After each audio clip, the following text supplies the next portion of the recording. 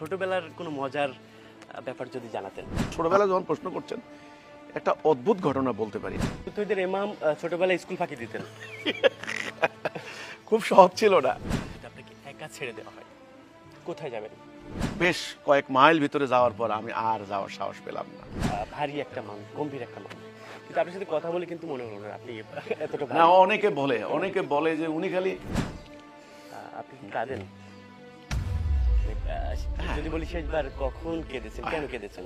কিন্তু যখন আমি দরজা বন্ধ করে ঘরে ঢুকলাম আর আমি শক্ত থাকতে পারলাম না। তখন কাকে বেশি মনে করেন? আমার মায়ের মাথা ফেটে গেছে।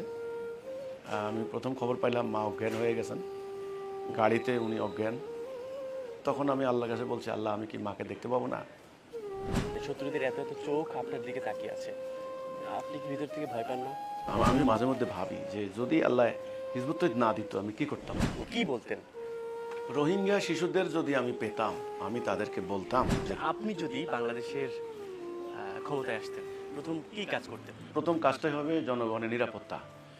মানুষ যেন এটা ফিল করে যে আমরা এখন সিকিউরড, আমরা এখন নিরাপদ।